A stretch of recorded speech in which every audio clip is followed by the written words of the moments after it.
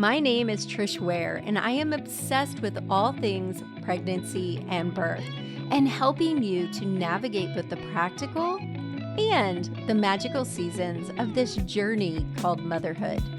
I'm an all-day coffee-sipping mama of 7. I've had the amazing privilege of delivering many babies in my 15-plus year career as a labor and delivery nurse and as a mama of 7.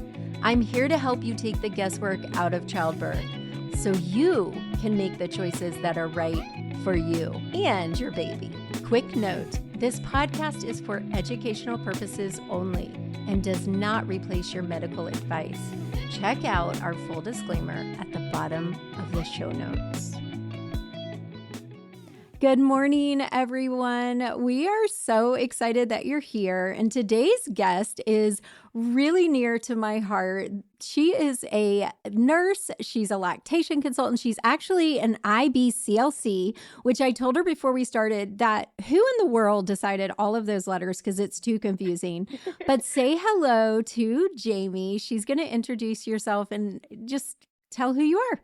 Hey, everybody. Thank you so much for having me here, Trish. I'm super excited to do this because my name is Jaimie and I am a nurse, a lactation consultant, birth doula, homeschooling mama 5. Like, working with moms is what I live and breathe. Like, motherhood is my jam, right? And when I had my first son, I had a really rough start to breastfeeding, and I can tell you more about that later. But I knew that something had to change, and that wasn't going to just happen. If I wanted to see that change, I needed to be part of it.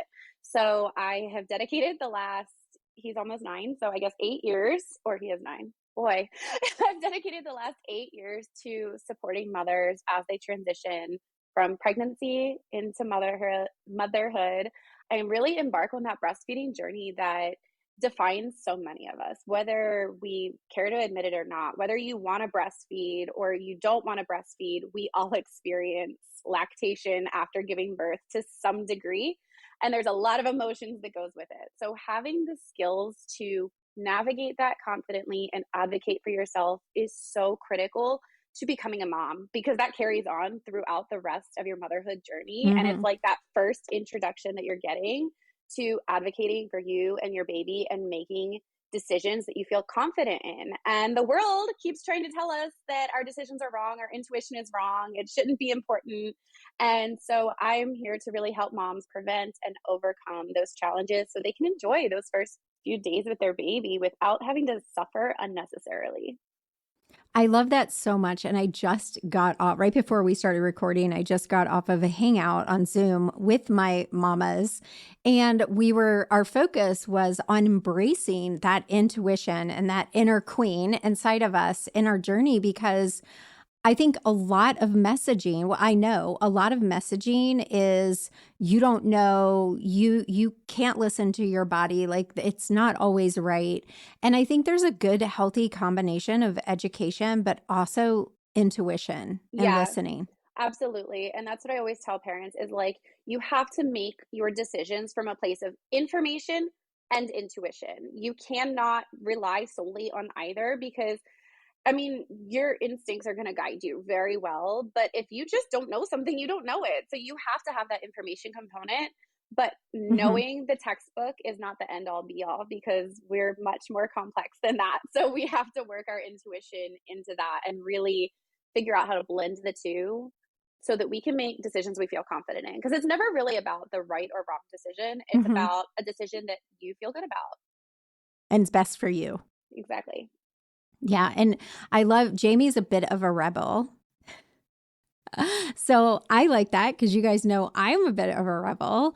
So I would love for you to tell everyone, you kind of hinted at your first experience. Tell us how that has become your why for why you're on this mission. Yeah, of course. So I'm going to try not to cry. It's been a while, so I can usually tell it without crying, but every now and then I get a little choked up.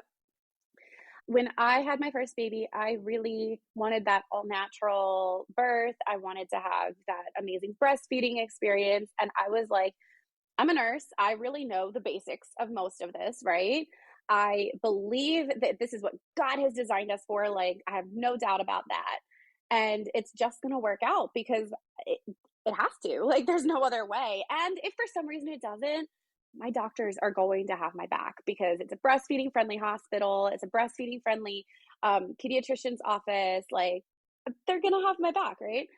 And I quickly found that like all of that was wrong.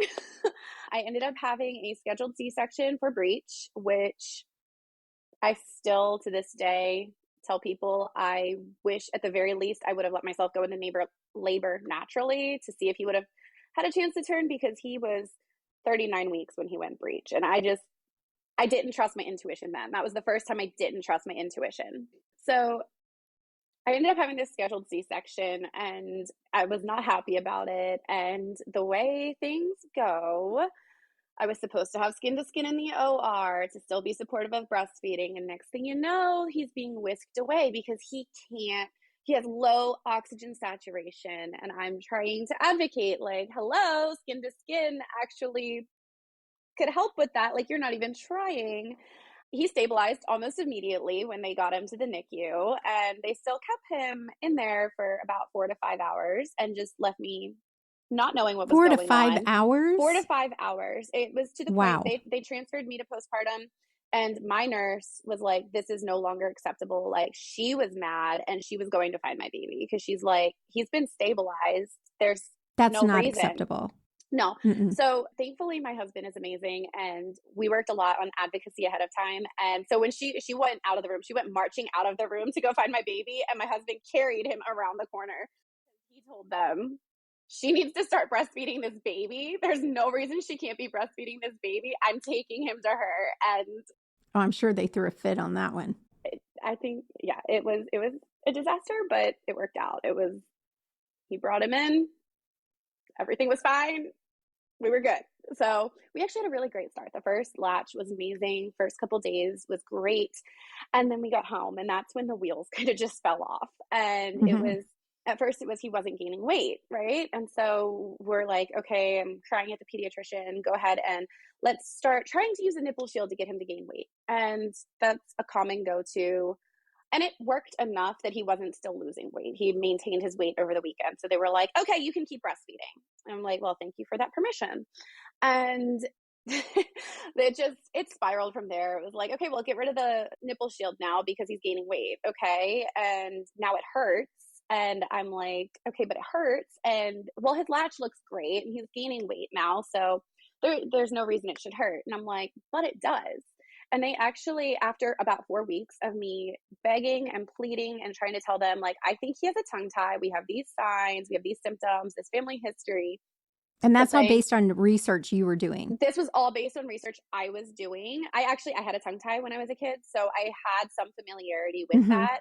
And then just connecting with other moms, really connecting with the wisdom of other moms telling me, like, this is what's normal. This is what's not. Like, look into this, look into that. And the pieces were just all coming together. And so I kept asking and asking.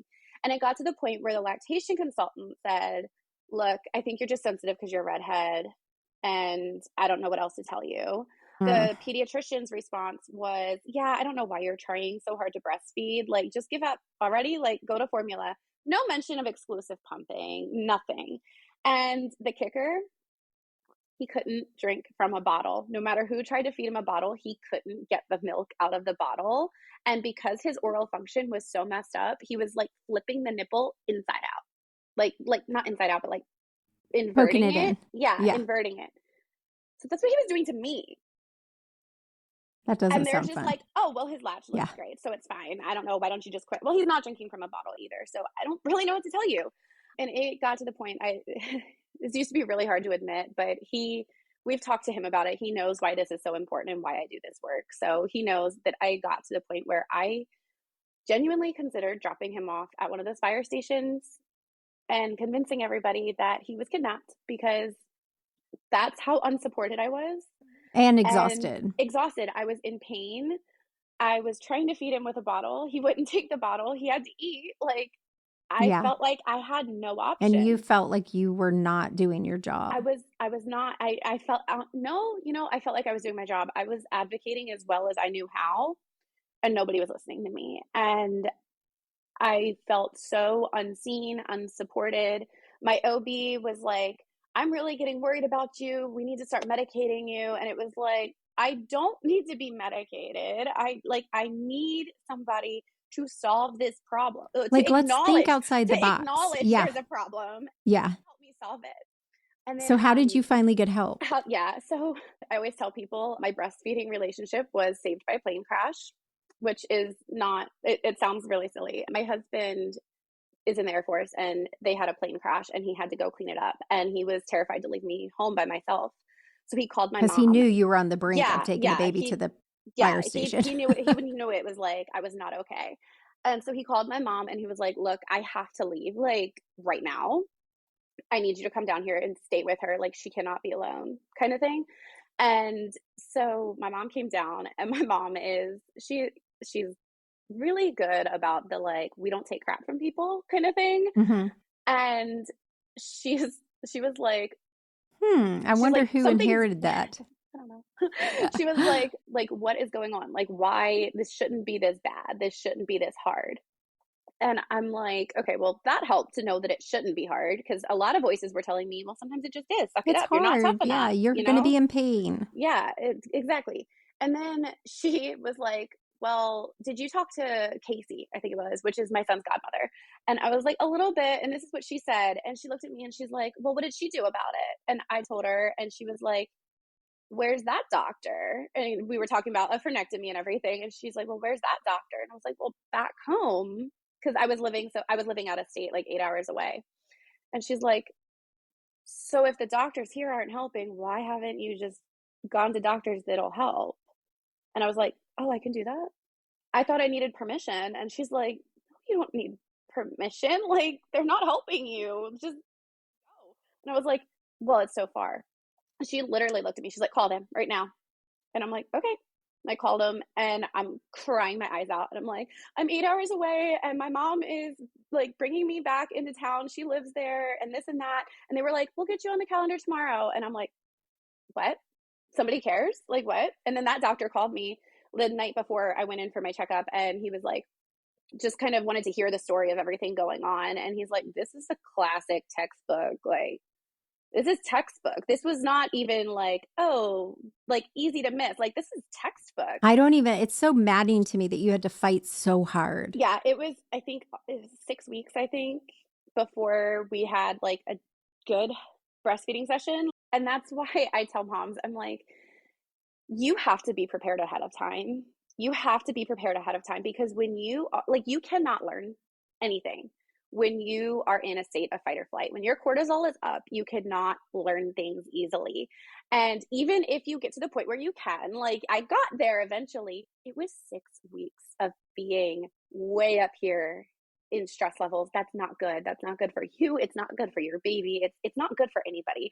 And that's not how we're supposed to spend those first weeks of our baby's life. I can't remember his first month. All I remember is being miserable.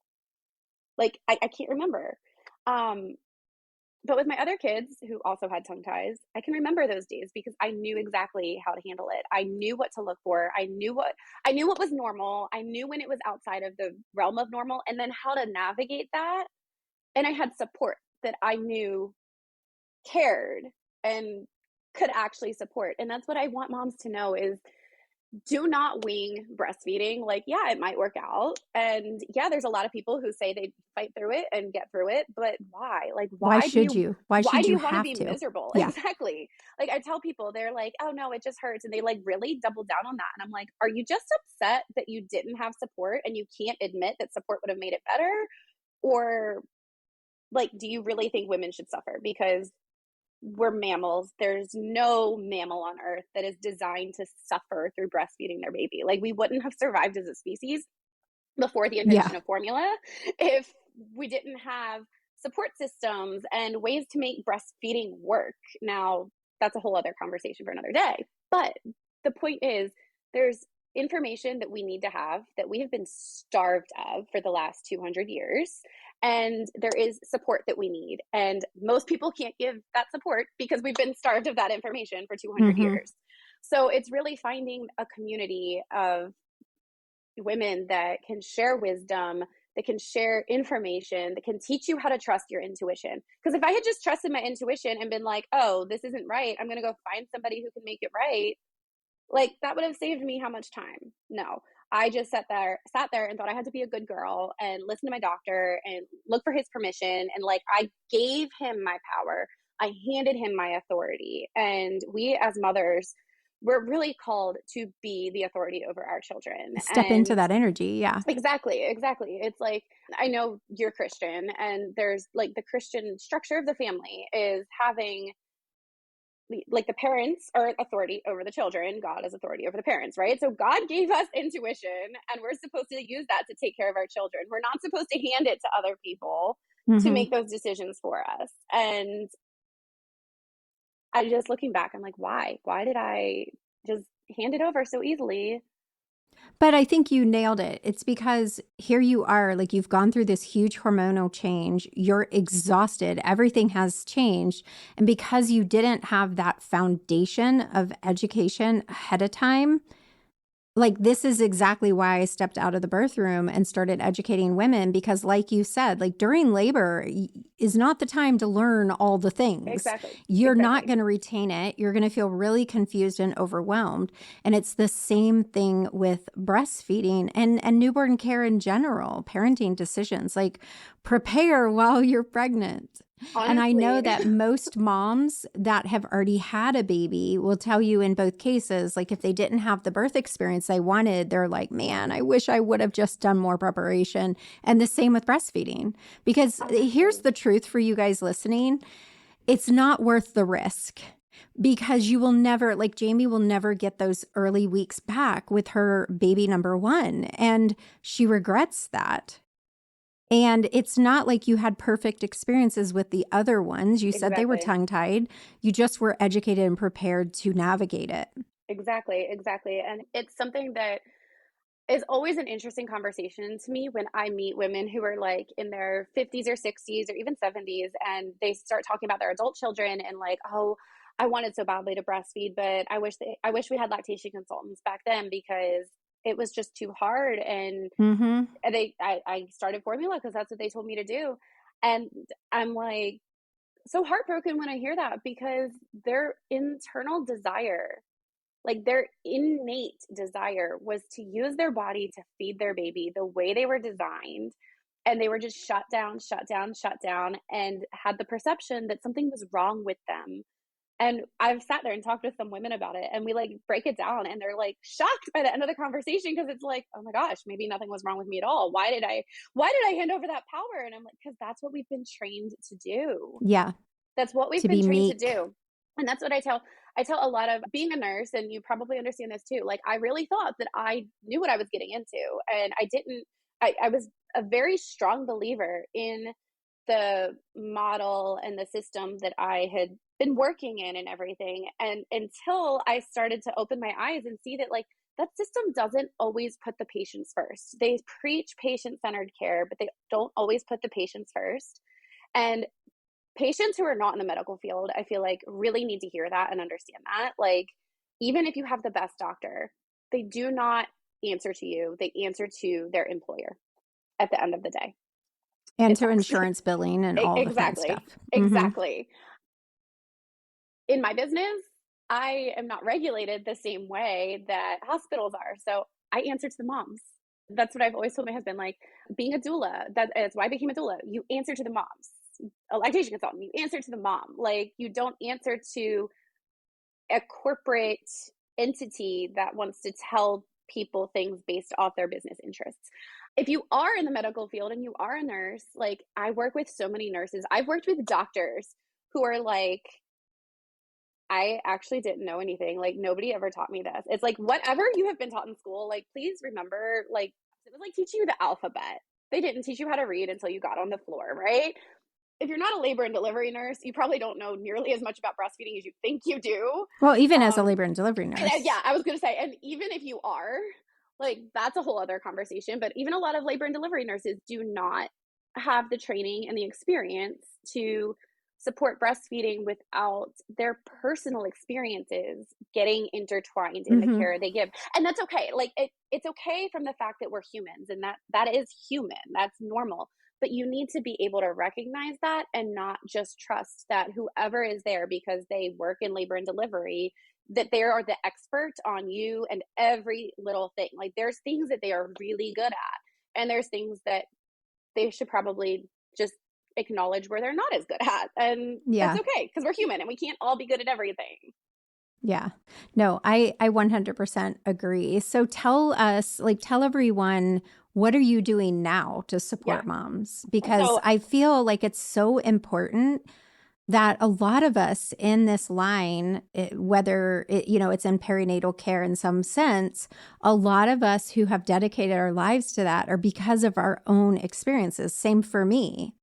yeah, no, I agree 100%. And I love that. I love that women have an experience and they're like, you know what? This is not okay. I am going to make sure other moms don't have to suffer, right? Like Hmm.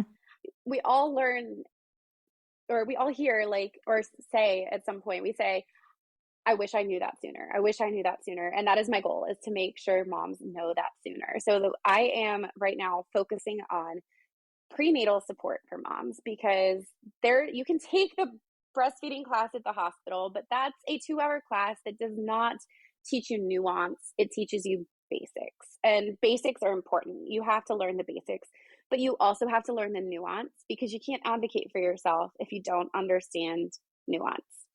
Um, you can't advocate for yourself if you haven't learned to tap into that intuition. And in order to do that, you need ongoing support. Like we hear about prenatal prep for breastfeeding, and I think a lot of times it's like a weekend class or a 2-hour class, and that's that. And that's not individualized. That is not ongoing. So I have set out to create a community. I call it the Confident MamaBear Society, where I teach women to learn what they need to know about breastfeeding to build that foundation so that they can prevent and overcome early breastfeeding challenges and navigate the ones that are not so preventable with a sense of confidence and peace and hope, knowing that they're surrounded with support that can help them get answers. I always tell moms, like, breastfeeding does not have to be perfect to be positive. I think I know you've had a very interesting breastfeeding story yourself, and I think you can probably stand by that. Like, it does not have to be perfect. It might be really hard, but there are ways you can make it positive, because, and this is a whole other part of it that I dive into so deep in my classes, but breastfeeding is not just about calories.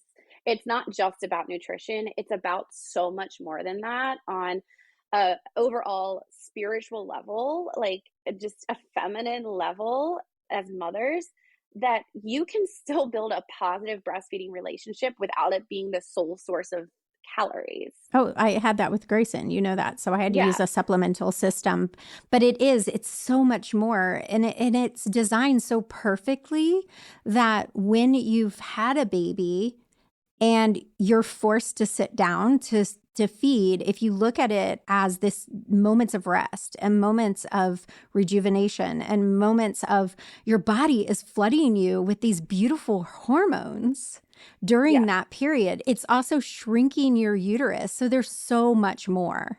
It is. It is. It's so perfectly designed. It's so perfectly just it's such a miracle, honestly. And Mm-hmm. when we break it down to only be a source of calories and change that meaning to it really hurts moms. It hurts moms. And so what I think is really important is that moms are getting that prenatal prep. And inside my community, what I do is I make sure they get that ongoing preparation, or that ongoing information and education, which means we do live workshops monthly. We do live support calls monthly. So you're not just getting, the workshop on how to latch your baby, but you're getting the workshop on how to get back to work, how to navigate starting solids, like how to do all these different things that after the first couple weeks, everybody just kind of throws their hands up and you're forgotten about. We don't Yeah. forget about you. Or you We get don't those like 4 visits with a lactation consultant that if you're you're insured. lucky. Yeah. If you're Yeah. lucky. Yeah. But we don't forget about you in the Confident Mama Bear Society. We're there and we see you and we want you to be there and share your wins and share your struggles and walk through it together. Yeah, I love that. And it's so important. I mean, that's exactly why I have my, my perinatal, my pregnancy and postpartum membership, because community and having like access to a professional like me as a labor nurse, or my doulas, or you as a doula and a lactation specialist is invaluable. It is. I can't even imagine. And I was a labor and delivery nurse with, at the time, however many years, 10 years of experience when I had Grayson. And his breastfeeding experience blindsided me. And I remember going to the hospital lactation consultant, like going to visit her. If I would have had access to her during those off hours when I felt so, like, I'm tearing up a little, when I felt so alone and I felt like my body was betraying me. I felt like if I can't even do this thing that I should be able to do, if I would have had someone to say, hey, try this, or access, it would have been very invaluable to me. Like, I couldn't even put a price tag on that. Yeah. Because those feelings, and those feelings of like, why is this not working? It's supposed to work. It's overwhelming, and it's so, like, birth and becoming a mother is kind of like going into the military, where you get completely broken down and rebuilt, right? And if you're being completely broken down into, I can't do this, I'm broken, what foundation are you rebuilding? And how does that Yeah. impact your children later on? And that's not to say that having breastfeeding challenges means you're going to destroy your family by any means. But like, if you're just, But what we tell ourselves matters. it does. It does. And we need to find our strength and not get stuck in being a victim, because we honestly, women are absolutely victims of a really broken system, but we can't stay there. We have to fix and change that system, and it starts one mom at a time. I always tell people, I'm like, as broken as the system is, we can't legislate this getting better. Like, that's not going to work. We have to do it one mom at a time, and it's getting one individual mom to realize, like, I can do this. I just need to take action now so I'm not suffering later. And when she builds that really amazing breastfeeding story, she's going to tell other moms. And her daughters. And she's going to tell other moms. She's going to tell her daughters. She's going to tell her sons. Her sons are going to see that. My son tells everybody about breastfeeding. He was on a plane with my mom and saw a mom with a baby, and he literally just went, my mom's a lactation consultant if you need some help. Like, all right. Unprompted. Yeah. Oh, my son. Like, yeah. I won't even say weird. What my son said in the middle. Well, I will actually. We were in the middle of the Colosseum in Rome. And the tour guide was like, what do you do? And my son goes, my mom is all about vaginas. I was like, let's reframe that really quick. But you know what? As ridiculous as it sounds, our sons having birth and breastfeeding so normalized, like, they're going to be awesome husbands and dads. Yeah.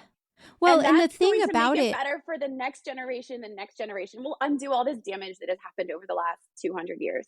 Right. And like you said, what we're told by the older generation of women is born from their own pain and their own lack of support, and normalizing this difficulty.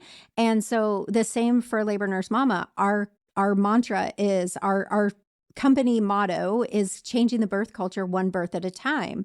And the truth is, we're not going to change the system unless we change the moms who are accepting the system. Exactly. And once we all collectively stop saying, okay, whatever you say, doctor, okay, and not standing up in our autonomy and our voices, once we start doing that, the system will have to change. It will have no choice. Absolutely. We live in a consumer-driven society, right? Like, a consumer-driven economy. And as sickening as it is, healthcare is a business.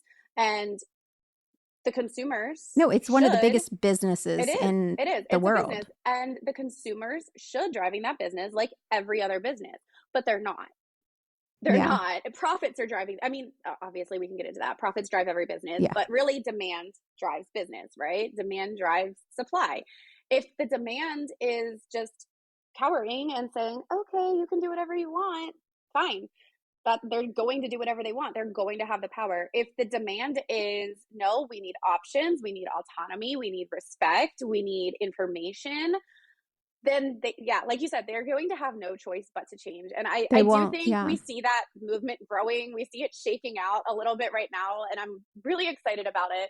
I think more people are seeing that healthcare is hurting people and it's not intended to. And we as individuals are the only ones who can change that by standing up. And it starts with motherhood. It starts with women. It starts with mothers. And I'm excited and looking forward to shaking up the entire system, Trish. Yeah, I love it. The entire system. Yes, united. Getting mothers to understand, like, you can do this. It's really that simple. Like, agreed. It's complicated, and it's just making a choice you to can take. Do this. It's making a choice. Educate yourself, empower yourself, and then walk in there like a freaking queen. So to wrap everything up, tell everyone where they can find you. Yes, you can find me at Little Bear Lactation on Instagram. My website is littlebearlactation.com, and I do have the Confident Mama Bear Society there, where you can sign up for a month, or you can sign up monthly. And so you just kind of pay as you go, as you need the support, or you can get lifetime access for one fee and have support and access forever and ever. So I want to make sure that it's accessible for moms. I love that so much. Well, thank you so much for coming today, Jaimie. I loved it. Thanks for having me, Trish.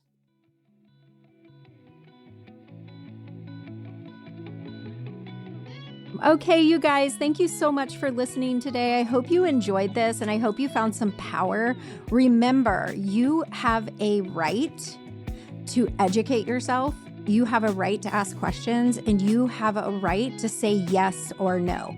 But like I always say, we don't refuse things. We don't just say no because we have that power. We say yes and no based on knowledge and intuition. Okay, you guys, have a great day. I'll see you again next Friday. Bye for now.